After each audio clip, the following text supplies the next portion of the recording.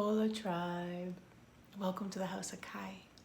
I am JodiRehm, and today is a Did You Know video. So I am often asked repetitive questions, and I find myself explaining to people answers that they didn't understand or hear before or know about. And I like to be able to put those videos out there for people so that they have the information for themselves, right? So today we're going to talk about breath, right? Did you know? So one of the most common things I hear from people is, this breathing thing, to actually actively be conscious with their breath is a lot of work. And it's true.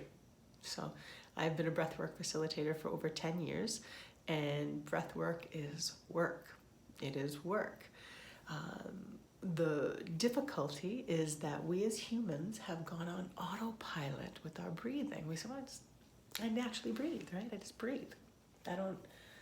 Why do I have to think about it? Well, I'll give you a few reasons why. To greater understand the depths of what breathwork is really all about. So, did you know? Did you know that every cell in your body has the capability of storing data? Data, information, right? So every cell has the ability, and every cell has a function to it.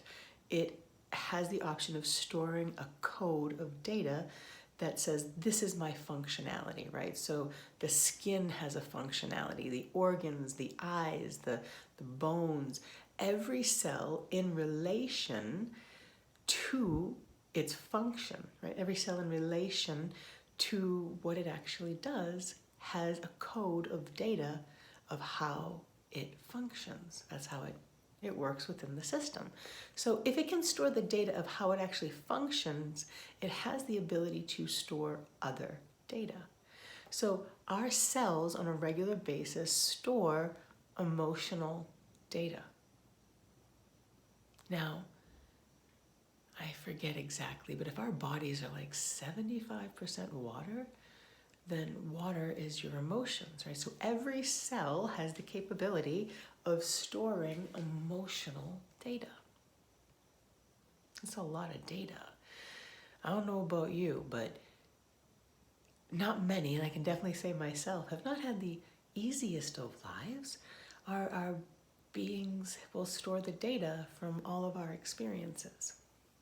And that's just in this lifetime. From the moment of conception to now, we have the ability of storing data.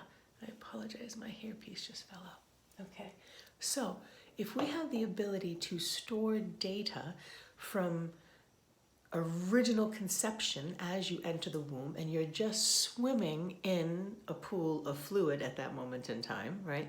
That data is now breathing and moving through. Interesting, right? So there are many layers to this, so I'm going to do my best to keep it simple, even though it's far more complex than what I may go into. So, if the body has the ability to store this data, then what is happening in our bodies on a regular basis? Let's see. Say we have an injury. You've taken a fall, right? However your body took that fall, right? Say your hands hit the ground, your knees hit the ground, your neck got jerked around, right? So now the body is dealing with like a whiplash, right? It literally had trauma done to the connective tissue, right? The connective tissue in the hand, the knee, that connective tissue in the hand gets jammed up in the shoulder, whiplash into the neck, jammed up into the knee. Now, any emotions that you are feeling at time of impact, any storyline that was prior to that time of impact is now in the data field. So take whatever happened in that moment, and that could be some high drama to an oops, right? Just a mere stumble. However, your adrenals, your fight or flight response gets set off in that moment, right? I'm gonna have a fall. So immediately there's an emotional response that gets triggered into the body. That emotional response goes into the trauma itself. Now, we wanna unlock that trauma. In the process of unlocking that trauma, you will literally relive whatever emotions got stored in the trauma at that moment of impact.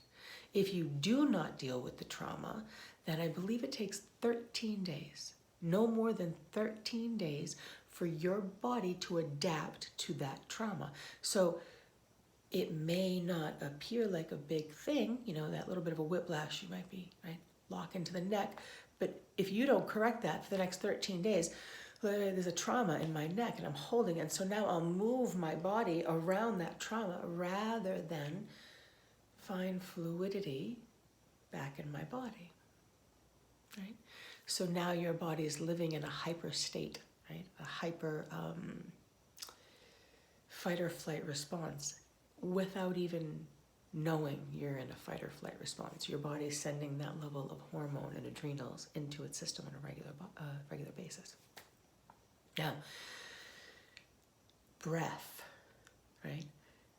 Once you've had that trauma, what often happens, majority of the time, when we start to experience pain, the brain says, oh, don't go there, don't go there, don't go there, don't go there. So what do? We breathe around the trauma. We create a new pathway of breath so that we don't have to experience the pain or emotional discomfort that has been created in the actual physical tissue.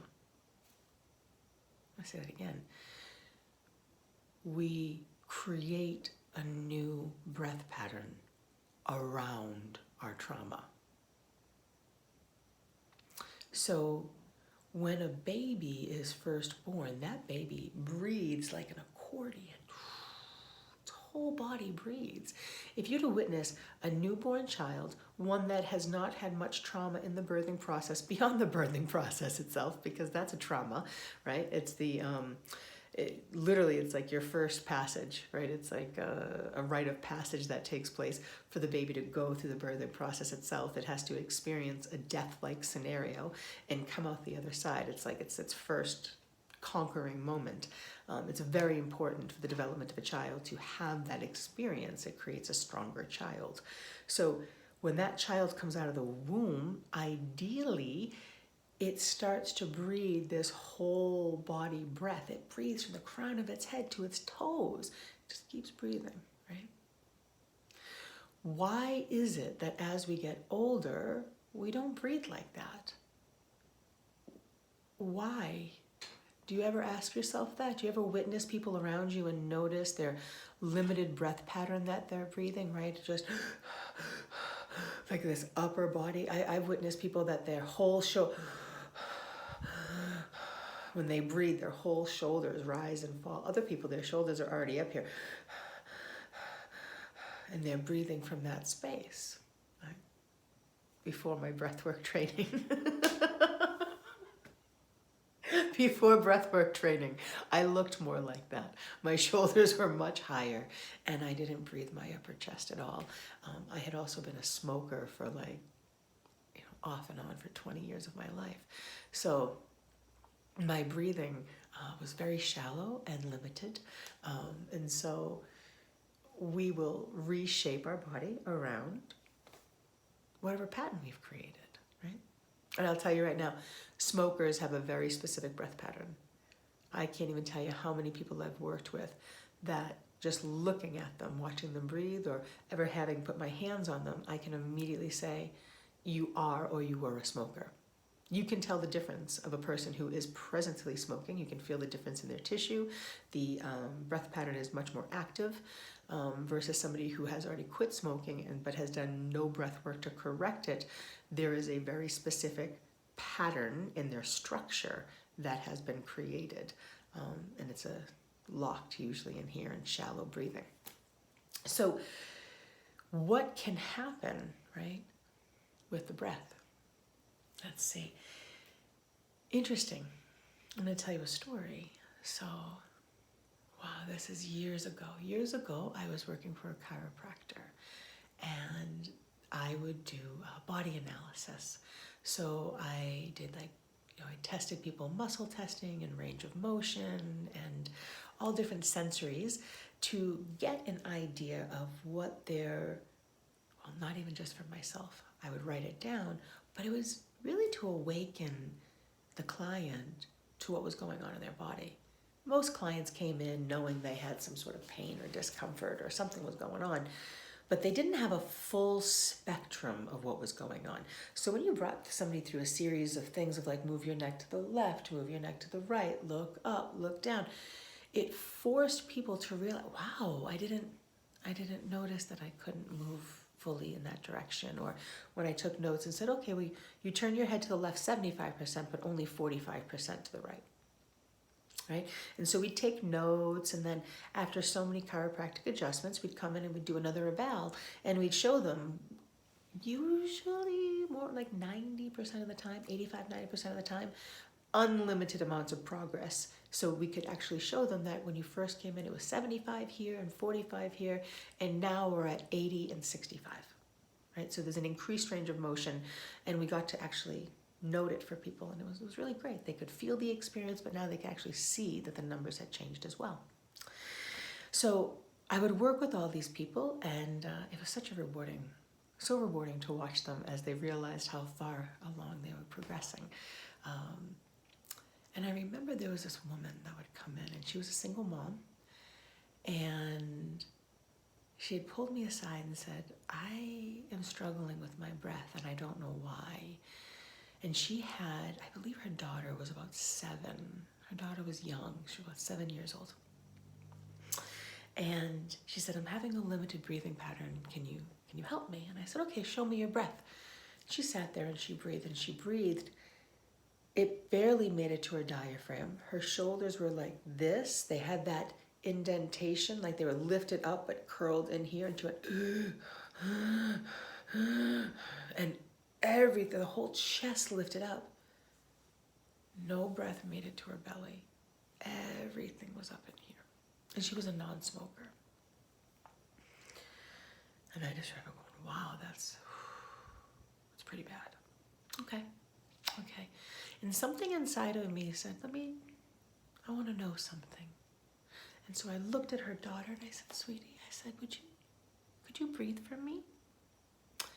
7 years old, and her daughter had the identical breath. Her daughter literally breathed the exact same way.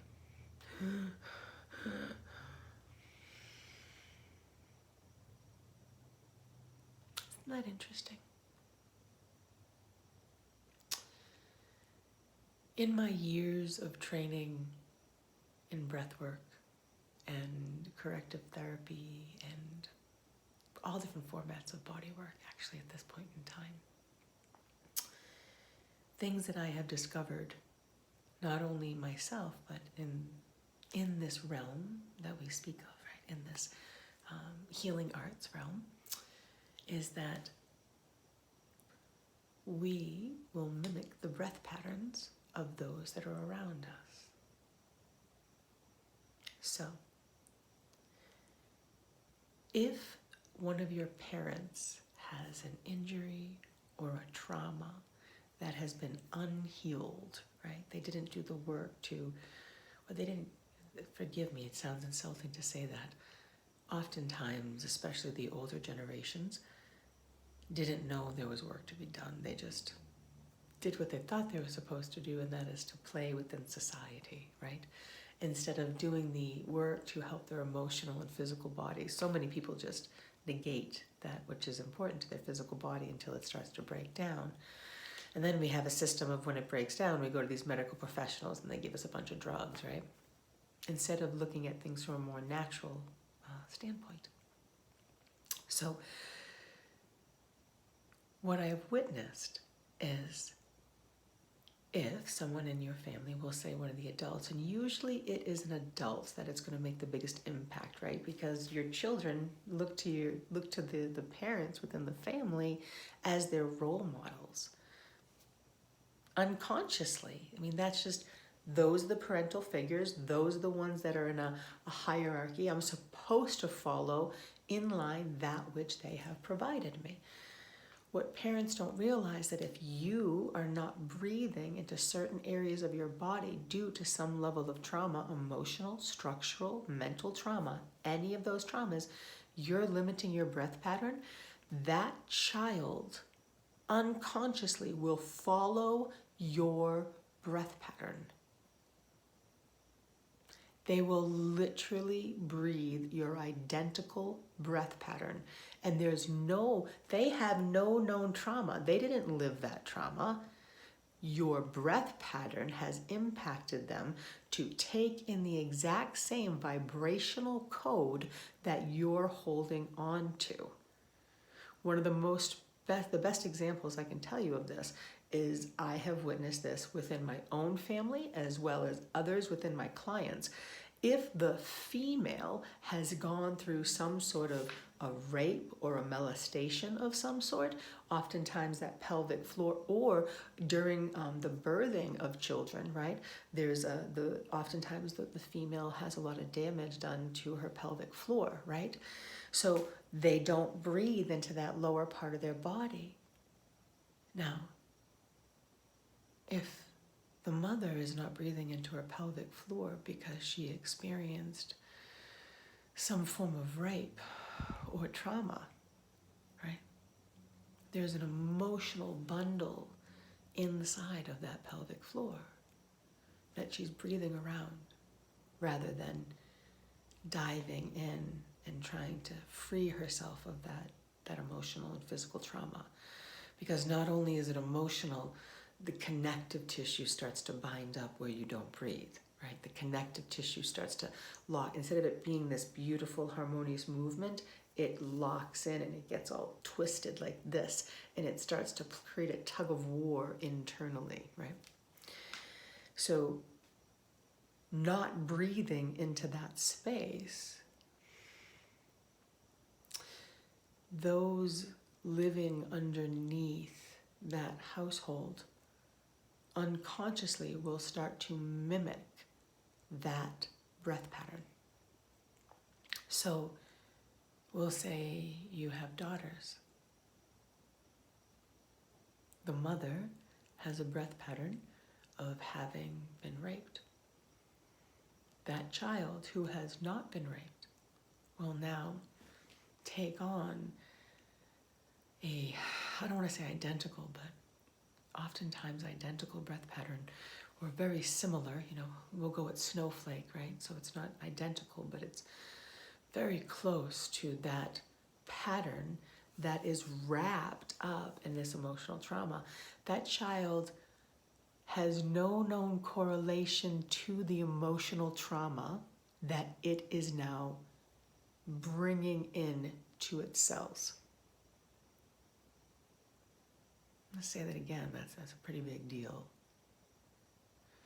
The child will mimic the breath pattern with no known tangible experience that identifies the emotional pattern that they are now storing in their body.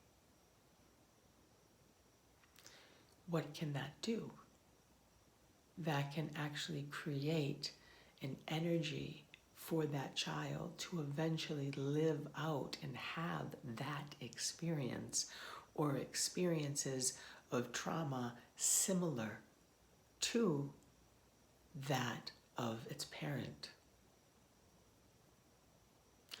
You do not have to actually have the trauma take place for you to embody the energy of the trauma. But if you hold it in your body long enough, we will call it in and create it similarly.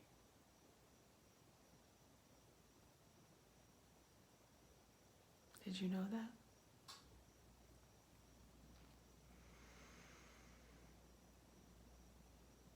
Did you know that that which we believe is hereditary, right, is often just an energy download? It's a vibration that we as children don't even know has been placed upon us, because we enter inside of this home to which we have surrendered our being, right, as vulnerable as we can, because we want to be part of the tribe, right? We want to be part of our own family tribe and be accepted. We unconsciously mimic the breath pattern, and then we'll oftentimes recreate it. Yeah.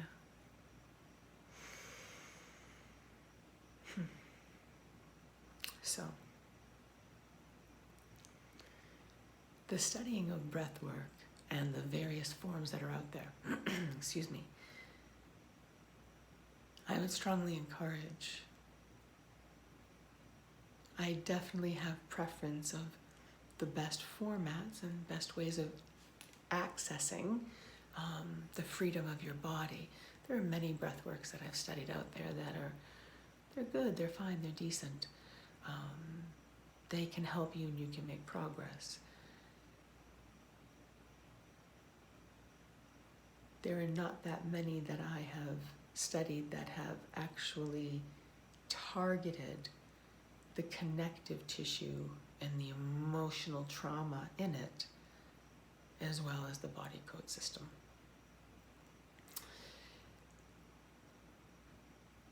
There are many formats that, there's different yogi breaths, which are wonderful. They're wonderful for activating different energy systems, right? And it will change your structure. It will, usually over a longer period of time, and the more you activate it. And then there are other formats, a complete connective breathing pattern, and that's an umbrella term too. I have witnessed, I'm trying to think of the format, I almost don't even want to say it because I don't want to insult the breath pattern, but I have witnessed people, the type of breath work that I study and work with, it doesn't have to bring you to an altered state of consciousness, even though we can. Utilizing the complete connective breath can bring you to transcendental states of consciousness and unlock the emotional trauma to which you actually kind of relive it in the moment, because in order to get it out of your cells, you have to experience it. You have to bring it to the surface and experience the emotions that were stuck in the cells in order to exhale it out and free yourself of it. And in doing so, you often relieve yourself of the actual structural limitation that was surrounding that emotional trauma. So I have witnessed different breathing styles that work with bringing you to transcendental states of consciousness that I'm not a supporter of, because it actually doesn't create a normal breath pattern. It creates more of a hyperventilation breath pattern. Which, a hyperventilation breath pattern can bring you to altered states of consciousness, but it's not actually unwinding the connective tissue, which is what you really want to do. You want to unlock the connective tissue that's holding that breath, that's holding that emotional, psychological pattern, and pain, physical pain that's often stored there, so that you don't keep reliving it. Right? We're just magnets. And if I'm constantly if in every breath I take, I'm constantly putting a vibration of trauma back into the earth around me, then the potentiality of calling that breath pattern back in is higher and higher and higher, right? If you've watched any of my videos, you've heard me say, we are merely wind chimes.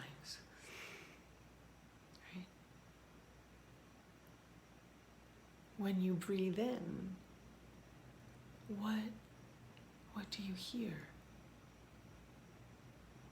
Do you hear peace and calmness? Or do you hear fear and rage? Right? Whatever you hear within you when you breathe in is exactly what you're putting off into the world around you. Now, you can, and anyone can, I've met people like beautiful, loving beings that they take really, really shallow breaths, but it's a beautiful vibration that comes out of them. It's like the sweetest little sound, it's really great. But they're only allowing themselves to live their breath, their spirit, to live within a confined space. When you get them to breathe beyond that confined space, we start to meet muck and gook and all this other kind of stuff that when awoken we're now able to access it and get rid of it. But until we access it, it's just sleeping inside of you, kind of like dormant. It's just in there. It's not that it's not being experienced, it's just that you're not experiencing the fullness of life.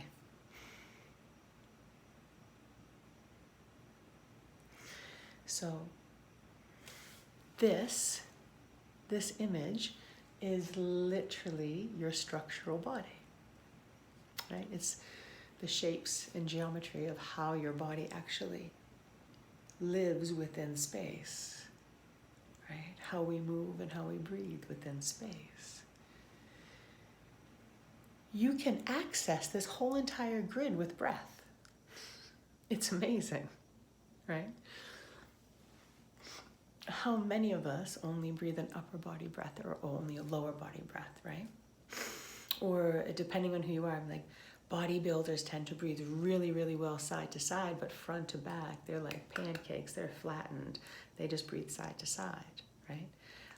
Not all, but it's a typical pattern, right? How many men I noticed just breathe into their bellies and never up into their hearts and chest, right? And a lot of women tend to breathe more upper body, right? And the majority of people have reverse breath, which is instead of when they breathe in, their diaphragm sucks in and up, right? They hollow out their belly and they breathe an upward breath instead of allowing their diaphragm to expand. Right? So when you pull in through your belly, when you breathe in, that's called a reverse breath. Right?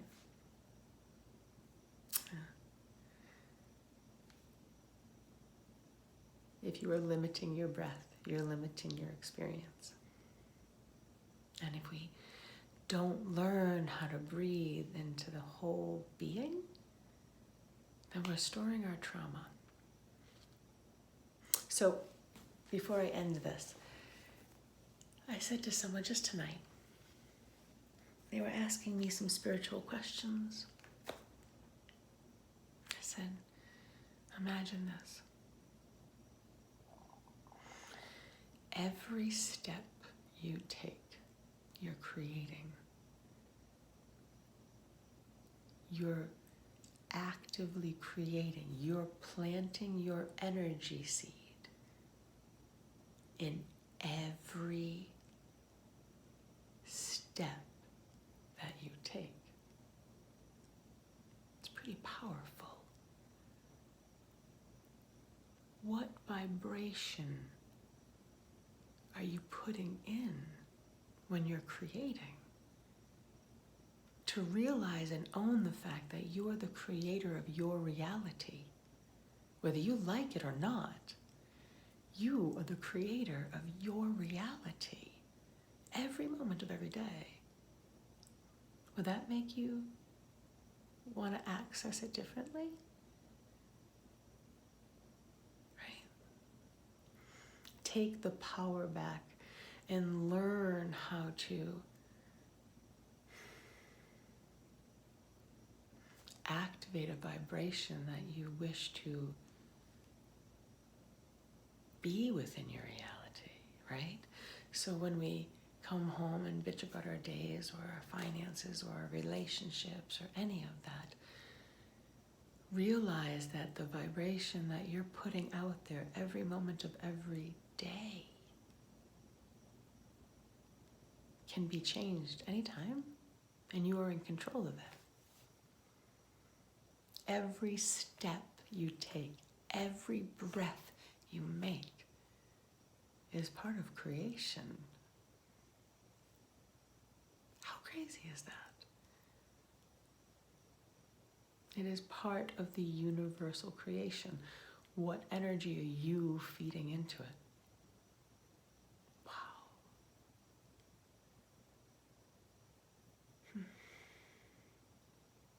I'm going to leave you with that. Right? What energy are you feeding in to the universal creation? And is that what you want for your children? That's a pretty big deal. Thanks for joining me, guys. Mwah. I love you. If you have questions, please ask them. Comments below. I do breath work with people over the phone or like over technology. If not in person, then also over technology. If you want some help with that, excuse me, I'm dry mouth. If you want some help with that, and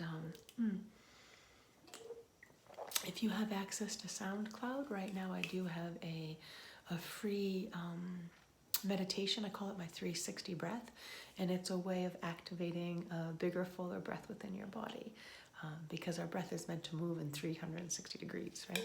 Up, down, side to side, front to back. And so if you don't know how to do that, I have a free audio. It's like a 10-minute little audio clip on SoundCloud, and it's under Green Tree Goddess. So if you're interested in that, you should check it out too. All right, cool. Peace out, tribe. Mwah. I love you.